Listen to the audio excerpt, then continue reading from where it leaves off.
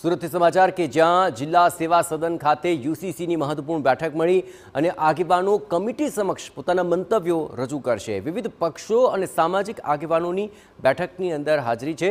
ધારાસભ્ય મનુભાઈ પટેલ, કાંતિ ભરાડી, આ ઉપરાંત પ્રવીણ ઘોઘારી આ બેઠકની અંદર ઉપસ્થિત છે। મેયર દક્ષેશ માવાણી, સુરત શહેર ભાજપ પ્રમુખ પણ બેઠકની અંદર હાજર છે। સામાજિક આગેવાન કલ્પેશ રાવલે પણ યુસીસીનું સમર્થન કર્યું છે।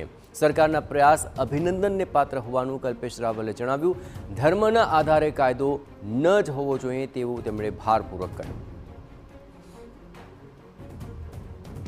કાનૂન સમાન હોવો જોઈએ। સિવિલ કોડ જે ધર્મના આધારે ના હોય, દેશના સંવિધાનના મૂળ સિદ્ધાંતોના આધારે હોવો જોઈએ, એ પ્રયાસ શરૂ કર્યો છે, એ અભિનંદનને પાત્ર છે। એમાં ઘણા બધા સૂચનો માટે અમે આવ્યા છે કે દરેકને સમાનતા, સમરસતા અને દરેકને સ્વતંત્રતા મળે એ માટેના પ્રયાસ આ કાનૂનમાં થવા જોઈએ। આ સમગ્ર મામલે ધર્મને આધારે કાયદો ન હોઈ શકે, સંવિધાનને આધારે જ આખરે તમામ માટે કાયદો સ્પષ્ટ અને સમાન હોવો જોઈએ। ધર્મના આધારે કાયદો ન હોવા પર તેમણે ખાસ ભાર મૂક્યો। યુસીસી કાયદા લાગવા માટેની જે તૈયારીઓ કરવામાં આવી છે, ત્યારે સુરત કલેક્ટર કચેરી ખાતે એક જે બેઠકનું જે આયોજન કરવામાં આવ્યું છે, અગ્રણી જે વકીલો છે, જે મહાનુભાવો છે, તેમને અલગ અલગ જે સમાજના જે આગેવાનો છે તેમની સાથે જે કલેક્ટર વિભાગના અધિકારીઓ સાથે જે બેઠકનું જે આયોજન કર્યું છે, તો આપણી સાથે જે કેટલા એડવોકેટ આવેલા હોય છે તેમની સાથે વાત કરીશું।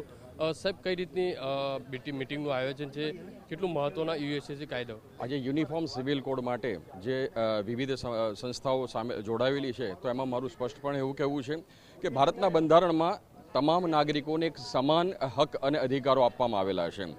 આર્ટિકલ 40ની વાત કરીએ કે આર્ટિકલ 44ની વાત કરીએ તો ભારતના દરેક નાગરિક કાયદા સમક્ષ સમાન છે અને દરેક રાજ્યએ એક પોતાનો એક જ સરખો દીવાની કાયદો પસાર કરવો જોઈએ અને એનું પાલન કરવું જોઈએ, એવી સ્પષ્ટતા જ્યારે કરવામાં આવી છે, ત્યારે યુનિફોર્મ સિવિલ કોડ જ્યારે અહીંયા ગુજરાતમાં લાગુ થાય તો કાયદા દરેક નાગરિકો માટે સમાન રહેશે।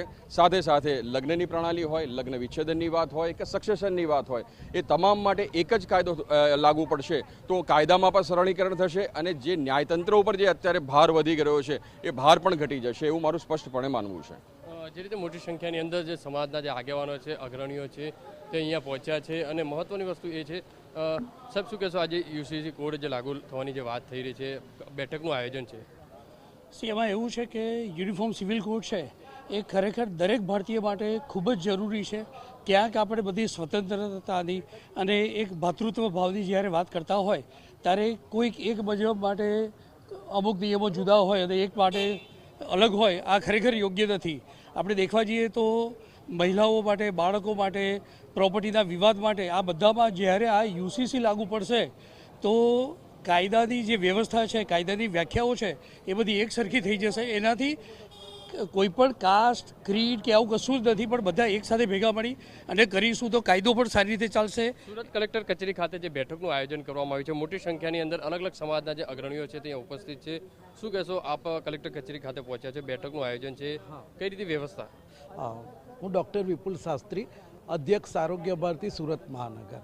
આજે અમે આવેદનપત્ર આપવામાં આવ્યા છીએ કે ભાઈ આ જે યુનાઇટેડ સિવિલ કોડ જે છે તે ગુજરાત રાજ્યમાં પણ લાગુ પડવો જોઈએ, કારણ કે આજે તમે જોઈએ કે લગ્ન જોઈએ કે લગ્ન વિચ્છેદન જોઈએ કે વારસા જોઈએ, તો આ દરેકમાં અમે એવું માનીએ છીએ કે દરેક નાગરિક, સ્ત્રી હોય, પુરુષ હોય, દરેકને સમાન હક મળવો જોઈએ, દરેક ધર્મને સમાન હક મળવો જોઈએ। તો તે સંખ્યાની અંદર લોકો છે તે અહીંયા ઉપસ્થિત છે અને પોલીસ બંદોબસ્ત છે કલેક્ટર કચેરી ખાતે રાખવામાં આવ્યો છે, કારણ કે જે રીતે કલેક્ટર કચેરી ખાતે ચુસ્ત પોલીસ બંદોબસ્ત ગોઠવાયો છે, કારણ કે અલગ અલગ સમાજના જે અગ્રણીઓ છે, કલેક્ટરની અધ્યક્ષતાની અંદર જે બેઠકનું જે આયોજન કરવામાં આવ્યું છે, અત્યારે જોઈ શકાય છે કે જે કલેક્ટર કચેરી ખાતે જે લોકો જઈ રહ્યા છે તેમની તપાસ કરી અને અંદર છે તે પ્રવેશ આપવામાં આવી રહ્યો છે। એટલે મહત્વની વસ્તુ એ છે કે સુરત કલેક્ટર કચેરી ખાતે જે બેઠકનું આયોજન કરશે, ત્યારબાદ સુરત સર્કિટ હાઉસ ખાતે પણ એક બેઠકનું જે આયોજન કરવામાં આવ્યું છે, તેની અંદર જે વિવિધ જે મુદ્દાઓના આધારે જે ચર્ચા કરવામાં આવશે કે ગુજરાતની અંદર કઈ રીતની સ્થિતિ છે, સુરતની અંદર કઈ રીતની સ્થિતિ છે, જે યુસીસી જે કોડ લાગુ કરવામાં આવે તો કઈ રીતની સ્થિતિ ઊભી થઈ શકે છે, તમામ બાબતોને લઈને